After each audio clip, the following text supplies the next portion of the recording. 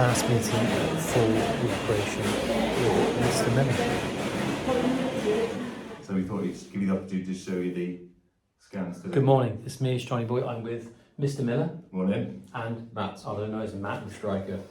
from Stryker, and Stryker is Stryker, the company behind the implants that Mr. Miller uses, and also the Mako robot. the robotic stuff, which makes it more accurate. Yes, For I layman's can terms. show you why. Yeah. Handsome pair of fellas this morning, including myself. Discussion.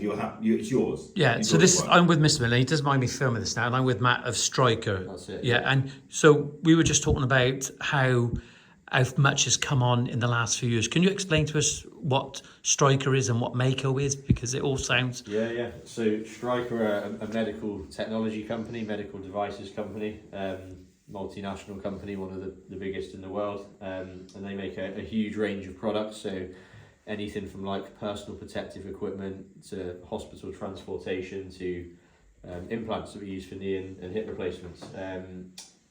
And under that is Mako. So Mako is the robotic technology or robotic assisted technology that surgeons are using to perform hip and knee replacements. And that's the future now, yeah. There's lots of other big companies that are bringing out who have got robotic devices, and there's lots of similarities between them, but there's also lots of differences. Mako has lots and lots of clinical data and research behind it. It's been around for a long time. So would you say you're like the Real Madrid of the... They're definitely the leaders in the market. They are. Leaders. They're miles ahead of everyone else.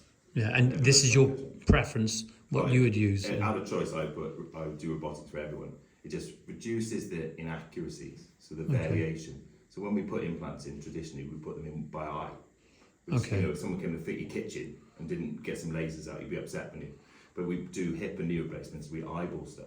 Yeah. Whereas this makes it extremely accurate, smaller incisions, quicker recovery, and the survivorship of the implant is probably better. There's evidence suggesting that it's less likely to have complications in the first 10 years. Because of the accuracy of it. But just because of the accuracy, there's less wear, it's in a better position, and it's all about overall alignment and getting your alignment back. And the great thing about this is it's personalised. So we've scanned you. Yeah. We're going to put your hip back in the position your hip should be in. And we're going to use minimally invasive procedures. So instead of a big incision, we're going to use a smaller incision. We're going to use pins to guide what we're doing in a little intraoperative robotic. So I had a scan, didn't I? So this is your scan. Yeah. So if you want to have a look at this, Yeah. you're welcome. You've both got a call as well. So you had when did you have your CT scan now? Last week. Yeah, so this gets basically sent off to the US and it's segmented. All right, so basically there's a team in the US, and using this software they create this 3D bone model. So this here is your pelvis, your exact pelvis. So all of this anatomy here is your physical anatomy. All right, so it's not just a generic bone model. Looking good. Yeah. It's a good looking pelvis.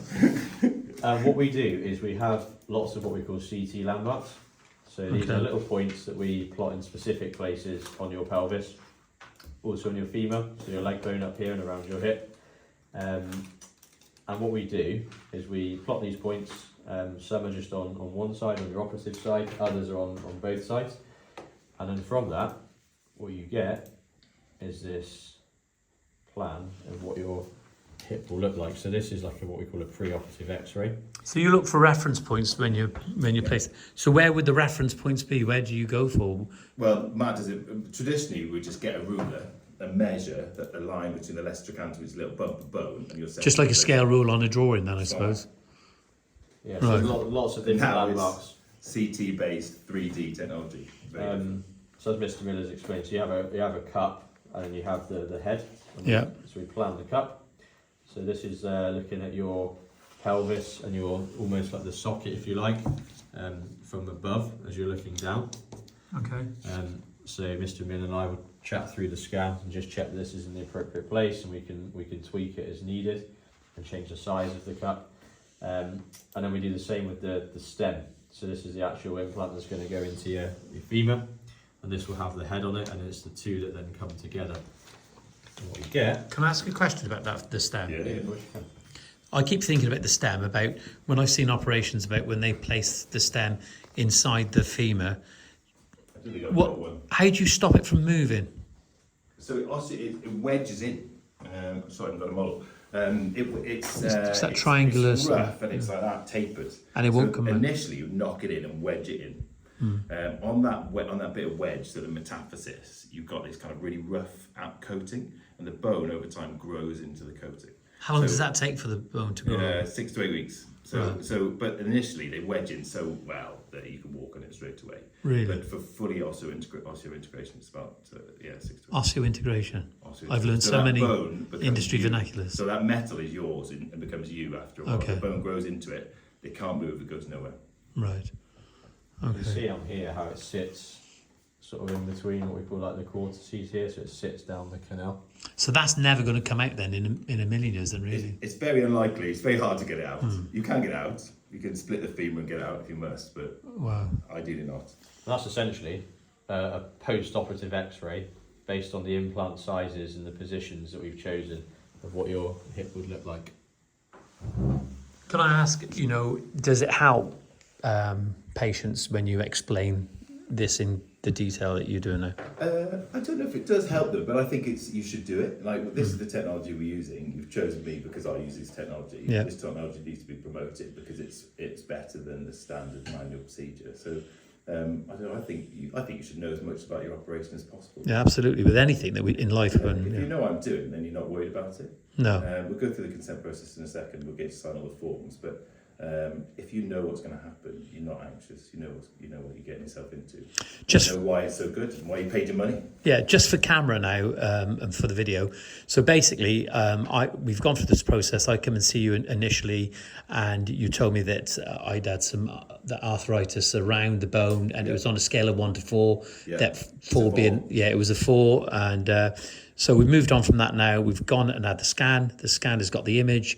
Now from that image, now you plan your procedure then on the day, Yeah. which is next Saturday. Which is Saturday coming. Saturday coming. Yeah. You looking forward to it? Yeah, it's good. Yeah. I really enjoy the robot. It's great fun. You looking forward? Sorry. The difference between robotics is that not only does it plan it, but the important thing is actually we can plan with a CT for anything, but it will execute that to within a millimetre or less than a degree of what we planned. So I can't execute that consistently to that position, but a robot will consistently produce what we tell it to produce. Is this the choice now all the time when you operate, or It's my choice. yeah? So you don't do it the other way now at all? Well, I do, but when I'm having mine, I'm having one of these. We're not having mine. Well, there you are. There we go. Thank you very much. That's all right. So I've just seen Mr. Miller and his colleague, and they were more than happy to allow me to film about what the meeting was about and what we're going to be doing on the day. So I'm going in next Saturday at 7 o'clock. I don't think they're going to be operating straight away, and I've just given permission there for Mr. Miller to actually take some shots of what he's actually doing during the operation. So, and he explained about the robotics, the Mako, and how it works and how accurate it is. So they're busy guys. So yeah, quite interesting.